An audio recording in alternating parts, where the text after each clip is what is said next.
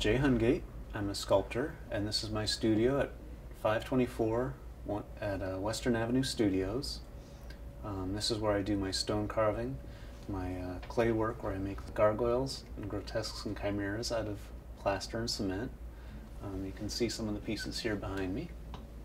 As a child, I was interested in art. My mother was an artist growing up as well, although she had taken some time off to work and make money for the family. But she always encouraged me and my siblings to do art, do a lot of drawing, took classes in school, elementary school and on through junior high school.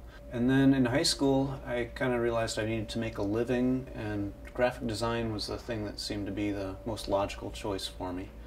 So I went to Northern Arizona University, where I majored in graphic design, and my second year there I had to take a sculpture course, and it just kind of woke me up and said, this is what I really like to do, and kind of threw me into a tailspin. So I left that school, came back home, worked full-time, took some night classes, workshops and stuff, learned how to stone carve, really realized that it was sculpture that I wanted to do, and specifically got interested in stone carving, and saved my money, ended up going to Proctor, Vermont, where I helped set up the sculpture studio up there. So a year or two later, the trip to Italy happened, and we went up to Carrara, Italy, up where Michelangelo did his carving, and I spent 3 weeks up there with Via More. Worked at a studio in Boston while I was going to Mass College of Art, majoring in sculpture.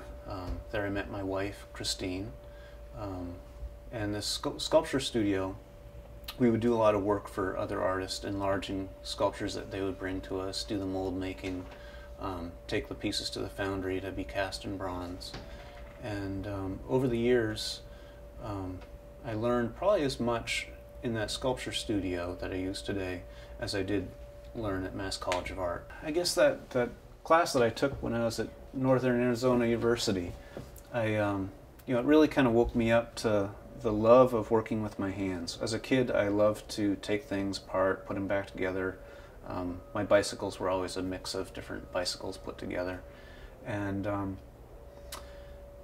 then the stone carving, it spoke to me in a way that to actually study a piece of rock and kind of embark on a voyage, removing stone. Rarely do I have the idea and then seek the stone for it. It's always the stone comes first and then the idea is generated from the stone. And I just love that path. I love working with clay. One is additive, the other is subtractive, and my mind likes that balance. And then every now and then I'll make things like the acoustic car, the pedal car that's a big musical instrument, just because I get the idea, and whether it be a commission or something that I just need to make myself, I love that creative journey of having the seed of a thought, and just as it develops, that creative path.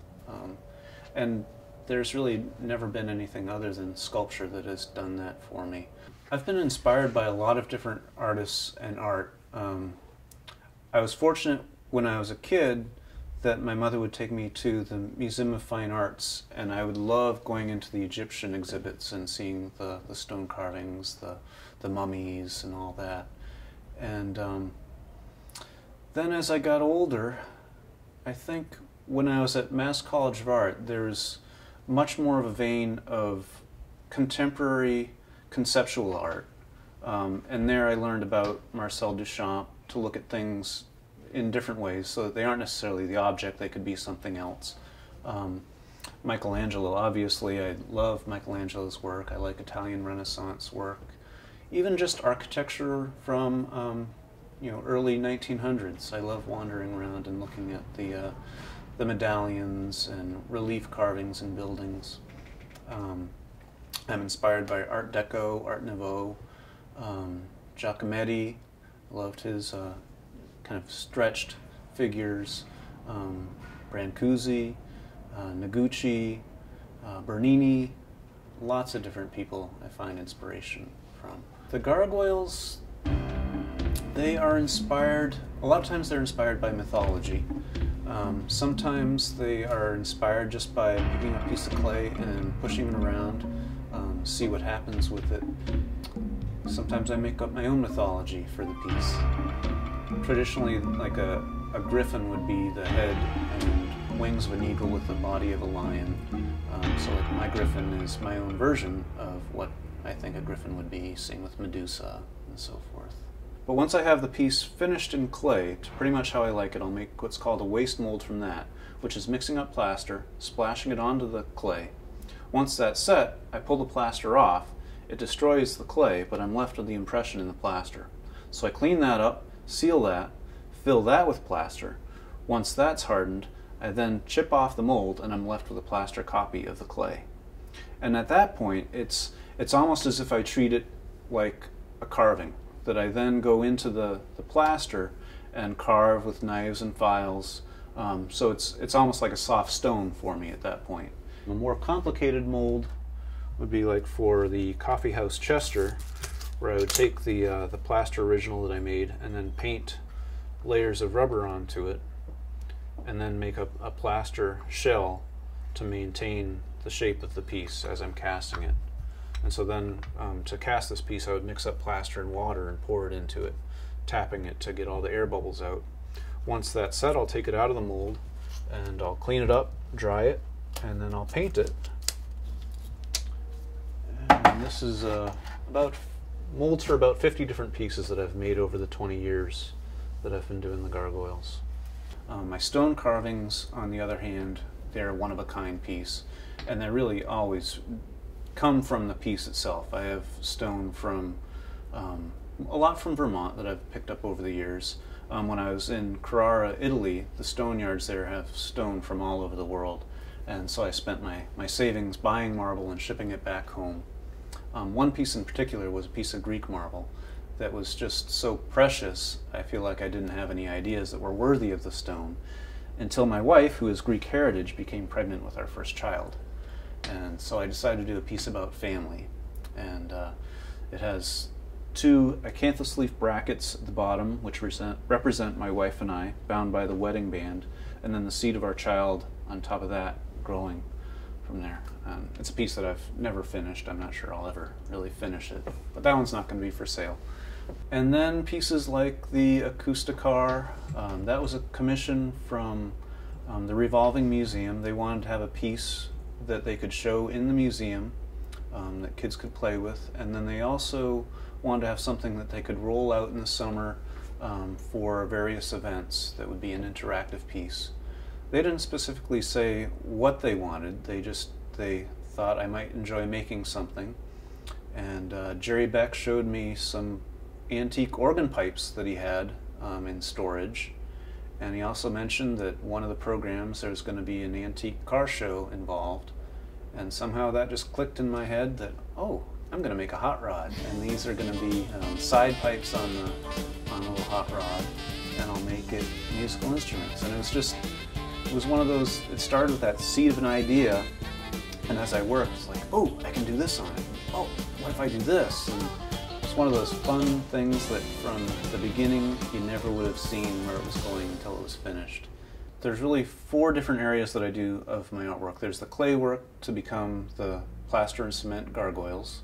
There's the stone carving that I do, which those are both very traditional, although the stone carvings I do not really traditional styles, but I do more abstract forms. And then the more contemporary work, like the Acousticar, the Water Dragon, they're a little more spontaneous, usually done within a month, whereas the stone carvings can take years.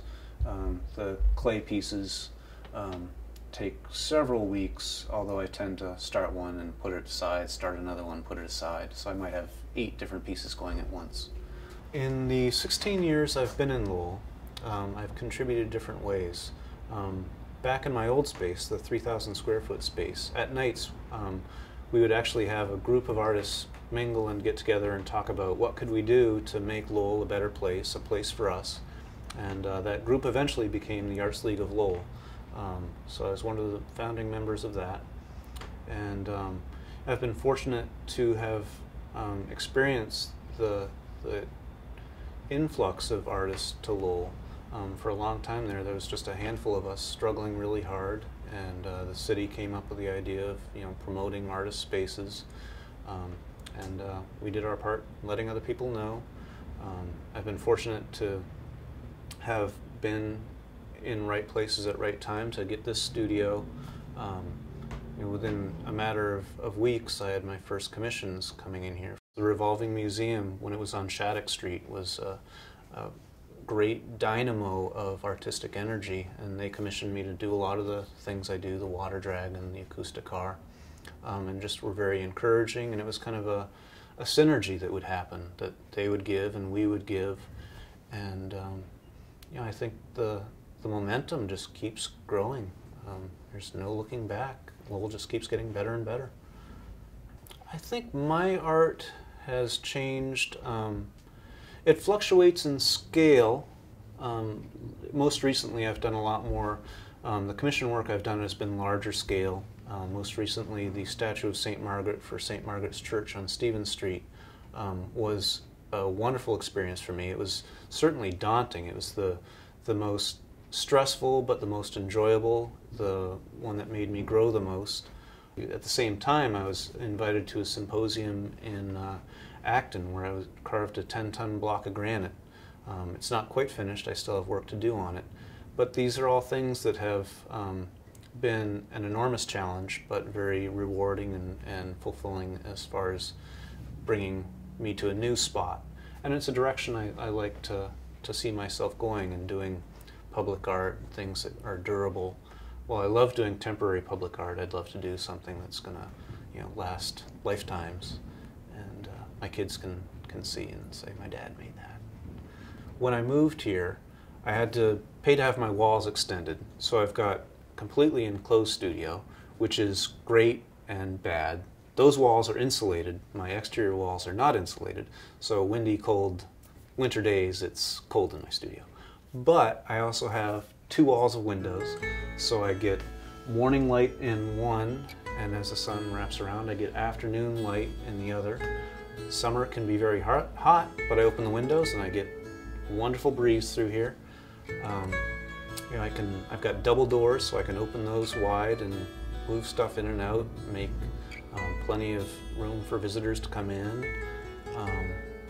What I lack in floor space, I've gained in height, so all my storage that I used to keep aside has now gone up. I could always use more space. Every sculptor could always use more space so they could work bigger. Unfortunately, I have to have storage spaces and stuff for all my sculpture that I can't have in my studio. But this studio has been fantastic. It's a place I can make noise, be dusty. This past year, I've been fortunate to hear a lot of good feedback from people. One woman who had bought one of my stone carvings years ago returned. She had lost her dog, and she wanted me to make a memorial for her dog. And so I know that she appreciated my work, and it was an honor to do work for her. And looking back on it this past summer as I was carving, there was a point where I had written the lettering on the slate, and I was carving it, and there was just a point as I was carving the O, I realized there was this feeling that my hands and my heart were just singing. It was what I wanted and needed to do, and it just was one of those feelings when you're an artist that's, this is where I'm supposed to be. And when she saw the finished piece, she was ecstatic. And I had a friend who was an employee with me in Framingham. She was an amazing person that had birds, she had kept chickens, cats. Well, she ended up dying of cancer, and I made a piece in her memory called Friendship Memorial, and the sales of that go to funds set up in her name. I find excitement in open studios when people come into my studio. They may have been here a dozen times, but they still are looking around, maybe seeing things they haven't seen before, and it's just one of those times where I don't need to sell anything, just to talk to people and get the feedback is wonderful.